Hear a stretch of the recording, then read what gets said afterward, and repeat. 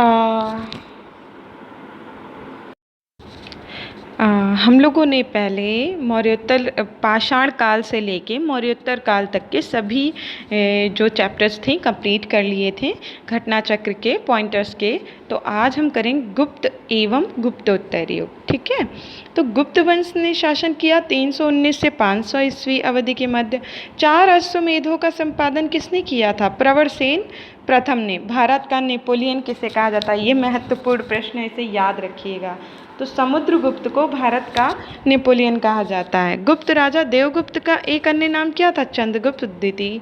प्रथम गुप्त शासक जिसने परम भागवत की उपाधि धारण की थी? चंद्रगुप्त द्वितीय। इलाहाबाद स्तंभ अभिलेख संबद्ध है समुद्रगुप्त से। प्रयाग प्रशस्ति जानकारी देती है कुमार गुप्त के सैन्य अभियान के बारे में। समुद्रगुप्त के प्रयाग प्रशस्ति वाले स्तंभ पर लेख मिलता है जहांगीर का। पृथिव्या प्रथम वीर उपाधि थी समुद्रगुप्त की। हूणों के आक्रमण से अत्यंत विचलित हुआ गुप्त राजवंश। हूणों ने भारत पर आक्रमण किया था स्कंदगुप्त के शासनकाल में। गुप्त शासक जिसने हूणों पर विजय प्राप्त की थी स्कंदगुप्त। वह अभिलेख जिससे ज्ञात होता है कि स्कंदगुप्त ने हूणों को पराजित किया था भित्री स्तंभ लेख। गुप्त साम्राज्य के पतन के विभिन्न कारण थे जो हैं हूण आक्रमण, प्रशासन का सामंती ढांचा, उत्तरवर्ती गुप्तों का बौद्ध धर्म स्वीकार करना, अयोग्य उत्तराधिकारी। शक विजेता के रूप में जाना जाता है चंद्रगुप्त द्वितीय को। ठीक है, चंद्रगुप्त द्वितीय ने पराजित किया था रुद्र सिंह तृतीय को। रजत सिक्के जारी करने वाला प्रथम गुप्त शासक कौन था? चंद्रगुप्त द्वितीय। रजत सिल्वर को बोलते हैं। गुप्त काल में उत्तर भारतीय व्यापार जिस एक पत्तन से संचालित होता था वह है ताम्रलिप्ति। भारत ने दक्षिण पूर्व एशिया के साथ अपने आरंभिक सांस्कृतिक संपर्क तथा व्यापारिक संबंध बंगाल की खाड़ी के पार बना रखे थे, क्योंकि बंगाल की खाड़ी में चलने वाली मानसूनी हवाओं ने समुद्री यात्राओं को सुगम बना दिया था। प्राचीन भारत में देश की अर्थव्यवस्था में अत्यंत महत्वपूर्ण भूमिका निभाने वाले श्रेणी गठन के संदर्भ में कथन सही, ये इंपॉर्टेंट है, थोड़ा याद रखिएगा। श्रेणी ही वेतन, काम करने के नियमों, मानकों और कीमतों को सुनिश्चित करती थी। श्रेणी का अपने सदस्यों पर न्यायिक अधिकार होता था। गुप्त काल में गुजरात, बंगाल, दक्कन एवं तमिल राष्ट्र में स्थित केंद्र संबंधित थे वस्त्र उत्पादन से। गुप्त काल में अपनी आयुर्विज्ञान विषयक रचना के लिए जाना जाता था सुश्रुत को। धन्वंतरी, भास्कराचार्य, चरक तथा सुश्रुत में से प्राचीन भारत के आयुर्वेद शास्त्र से संबंध नहीं है भास्कराचार्य का। प्राचीन कालीन भारत में हुई वैज्ञानिक प्रगति के संदर्भ में सत्य कथन है। प्रथम शती ईस्वी में विभिन्न प्रकार के विशिष्ट शल्य औजारों का उपयोग आम था। 5वीं शती ईस्वी में कोण के ज्या का सिद्धांत ज्ञात था और 7वीं शती ईस्वी में चक्रीय चतुर्भुज का। ये मैच द फॉलोइंग में है। आप अगर चाहें तो घटना चक्र जैसे आप रख भी सकते हैं, ताकि अगर आपको किसी का एक्सप्लेनेशन देखना हो, किसी का डिस्क्रिप्शन में क्वेश्चन देखना हो, तो आपको उससे सुविधा रहेगी। चंद्रगुप्त के 9 रत्नों में से फलित जोशित से संबंधित था छपड़क। कालिदास जिसके शासन काल में थे वह शासक है चंद्रगुप्त द्वितीय। गुप्तकालीन स्वर्ण मुद्रा है दीनार।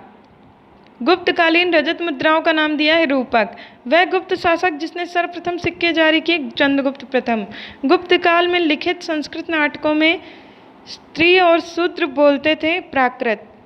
सती प्रथा का प्रथम अभिलेखिक साक्ष्य प्राप्त हुआ, ये इंपॉर्टेंट है, ऐरण अभिलेख। ठीक है, ऐरण से। गुप्त संवत की स्थापना की चंद्रगुप्त प्रथम ने। अब इसमें जो उपाधियाँ थी है ना, उनको मैच करना है। अशोक को क्या कहा जाता था? प्रियदर्शी, है ना, देवानाम प्रिय। समुद्रगुप्त को परक्रमांक, चंद्रगुप्त द्वितीय को विक्रमादित्य, स्कंदगुप्त को क्रमादित्य। नगरों का क्रमिक पतन एक महत्वपूर्ण विशेषता थी गुप्त काल की। मंदिरों एवं ब्राह्मणों को सबसे अधिक ग्राम अनुदान में दिया गया गुप्त वंश ने। प्राचीन भारत में वह वंश जिसका शासनकाल स्वर्ण युग कहा जाता है गुप्त युग में भूमि राजस्व की दर थी उपज का 6वां भाग। हिंदू विधि द्वारा मान्य करता उपज का 6वां भाग। गुप्त साम्राज्य द्वारा कर रहित कृषि भूमि प्रदान की गई थी ब्राह्मणों को।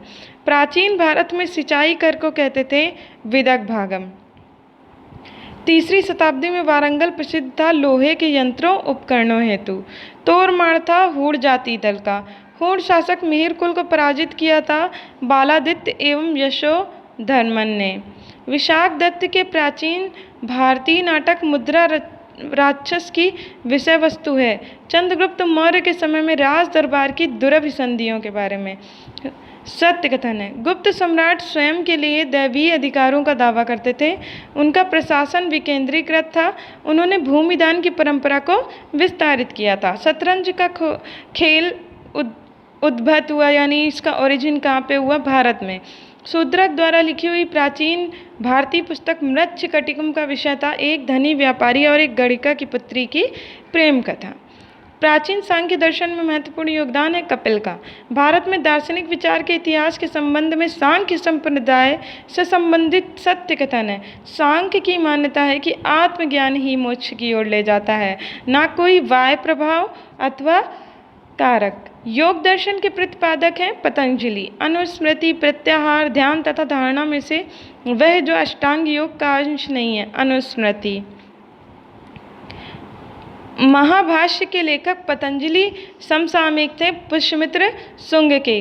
नव्य न्याय संप्रदाय के संस्थापक थे गंगेश। जब तक जीवित रहो सुख से जीवित रहो, चाहे इसके लिए ऋण ही लेना पड़े, क्योंकि शरीर के भस्मीभूत हो जाने पर पुनरागमन नहीं हो सकता। पुनर्जन्म का निषेध करने वाली यह उक्ति है चारवाकों की। वैशेषिक दर्शन के प्रवर्तक थे कणाद। न्याय दर्शन के प्रवर्तक थे गौतम। मीमांसा के प्रणेता थे जैमिनी। कर्म का सिद्धांत संबंधित है मीमांसा से। सांख्य, वैशेषिक, मीमांसा, न्याय तथा योग में से वह दर्शन जिसका मत है कि वेद शाश्वत सत्य है, मीमांसा। मीमांसा और वेदांत, न्याय और वैशेषिक, लोकायत और कापालिक तथा सांख्य और लोक युग में से वह एक जो भारतीय खट दर्शन का भाग नहीं है, लोकायत और कापालिक। अद्वैत दर्शन के संस्थापक है शंकराचार्य। ज्ञान भक्ति कर्म तथा योग में से अद्वैत वेदांत के अनुसार मुक्ति प्राप्त की जा सकती है ज्ञान द्वारा। शंकराचार्य, अभिनवगुप्त, रामानुज तथा माधव में से वेदांत दर्शन के साथ संबंध कौन नहीं था? अभिनवगुप्त, है ना। आप देखिएगा इनकी समिति का आप नाम बताइए, इन्होंने किस समिति का गठन किया था? सुमेलित करना है। संवत्सर और गणना अवधि। विक्रम संवत्सर 58 ईसा पूर्व, शक संवत 78 ईस्वी, गुप्त संवत्सर 320 ईस्वी, कली संवत्सर 3102 ईस्वी पूर्व। तो आपको ये बताना है कि जो हमारा भारतीय संविधान है उसमें किस संवत को लिया गया है, ठीक है। देखते हैं कितने लोग सही आंसर करते हैं। सत्य कथन इसमें से बताना है कि विक्रम संवत 58 ईसा पूर्व से आरंभ हुआ, शक संवत सन 78 ईसा पूर्व से प्रारंभ हुआ, गुप्त काल सन 319 से आरंभ हुआ। भारत में मुसलमान शासन का युग सन 1192 से शुरू हुआ। 1192 में आई थिंक आप लोग को पता होगा कि तराइन का प्रथम युद्ध हुआ था, या तराइन का प्रथम युद्ध हुआ था 1191 में, और 1192 में हुआ था तराइन का द्वितीय युद्ध, जिसमें पृथ्वीराज चौहान को पराजित किया था मोहम्मद गोरी ने। और इस प्रकार से भारत में जो मुस्लिम साम्राज्य की ना एक शुरुआत सी हो गई थी। स्थापना तो बाबर ने ही की, परंतु एक कहते ना स्थायी उसने शुरुआत दे दी थी। अब आगे अगले प्रश्न पर चलते हैं। पुलकेशिन द्वितीय का बादामी शिलालेख शक वर्ष 465 का दिनांकित है। यदि इसे विक्रम संवत में दिनांकित करना हो तो वर्ष होगा 601 अथवा 601। चालुक्य अभिलेख के तृतीय अंकन में शक संवत का वर्ष 556 दिया है, तो इसका तुल्य वर्ष कितना है? आपको कुछ नहीं करना, आपको 58 जोड़ देना, ठीक है। तो और इसी तरीके से मतलब क्वेश्चन आपको सॉल्व करना है।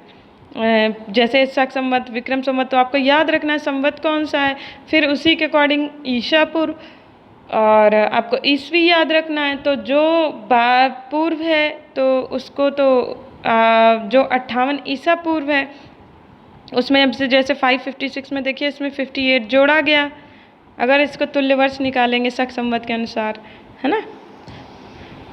और ऐसे ही 78 का भी ये देखेंगे, अगर देखते हैं आगे कहीं एग्जाम्पल आता तो मैं बताती हूँ।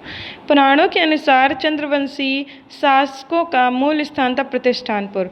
मौखरी शासकों की राजधानी थी कन्नौज। हरिशेन, कल्हड़ एवं कालिदास में से वह जिसकी पुस्तकों में हर्ष के समय की सूचनाएं मिलती हैं कल्हड़। हर्षचरित नामक पुस्तक लिखी बाणभट्ट ने। हर्ष के साम्राज्य की राजधानी थी कन्नौज। सम्राट हर्ष ने अपनी राजधानी थानेश्वर से स्थानांतरित की थी कन्नौज में। सम्राट हर्षवर्धन ने 2 महान धार्मिक सम्मेलनों का आयोजित किया था, कन्नौज तथा प्रयाग में। उत्तर प्रदेश में स्थित वह स्थल जहां हर्षवर्धन ने बौद्ध महासम्मेलन का आयोजन किया था, प्रयाग। नर्मदा नदी पर सम्राट हर्ष के दक्षिणवर्ती आगमन को किसने रोका था? पुलकेशिन द्वितीय ने। हर्षवर्धन को पराजित किया था पुलकेशिन द्वितीय ने।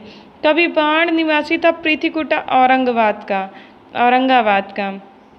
ह्वेनसांग भारत आया था सम्राट हर्ष के शासनकाल में। भारत की यात्रा करने वाले चीनी यात्री युआन च्वांग ने तत्कालीन भारत की सामान्य दशाओं और संस्कृति का वर्णन किया है। इस संदर्भ में सही कथन है। जहाँ तक अपराधों के लिए दंड का प्रश्न है, अग्नि, जल व विष द्वारा सत्य परीक्षा किया जाना ही किसी भी व्यक्ति की निर्दोषता अथवा दोष के निर्णय के साधन थे। व्यापारियों को 9 घाटों और नौकों पर शुल्क देना पड़ता था। तो ये कथन जो है ये सही है। ह्वेनसांग की भारत यात्रा के समय सूती कपड़ों के उत्पादन के लिए सबसे प्रसिद्ध नगर था मथुरा। कौशे शब्द का प्रयोग किया गया है रेशम के लिए। चीनी यात्री ह्वेनसांग ने अध्ययन किया था नालंदा विश्वविद्यालय में। आज भी भारत में ह्वेनसांग को याद करने का मुख्य कारण है सियूकी की रचना। चीनी यात्री जिसने भीनमाल की यात्रा की थी, ह्वेनसांग। चीनी यात्री इत्सिंग ने बिहार का भ्रमण किया लगभग 671 अथवा 672 ईस्वी में। चीनी लेखक भारत का उल्लेख करते हैं यिनतू के नाम से। नालंदा विश्वविद्यालय के विनाश का कारण मुस्लिम आक्रमण। आप देखना ये जो जब आप गजनवी महमूद जो गोरी वाला चैप्टर पढ़ते हैं ना, गजनवी के बाद जो आया था गोरी, तो महमूद गोरी के साथ उसके 2 ताकतवर सेनापति थे, है ना। अब आप उनका नाम बताइए। उन्हीं में से एक ने, बख्तियार खिलजी जो थे, तो उन्होंने इसको तहस नहस, किसी ने सोचा भी नहीं था कि वो बंगाल और बिहार पर विजय प्राप्त करेगा, परंतु उसने किया। और यहाँ तक ये हुआ था कि जब वो बंगाल में पहुँचा था और जो सेन वंश के राजा थे लक्ष्मण सेन, वो तो अपना सिंहासन ही छोड़ के भाग गए थे।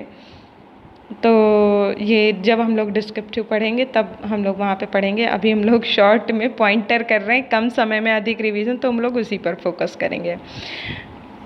भारत में सबसे प्राचीन विहार है नालंदा का। नालंदा स्थित है बिहार में। गुप्तोत्तर युग में प्रमुख व्यापारिक केंद्र था कन्नौज। कन्नौज को पाने के लिए ही तो सारी लड़ाई हुई थी उस समय। सामंतवाद का विकास गुप्तोत्तर काल की कृषक संरचना की प्रमुख विशेषता थी।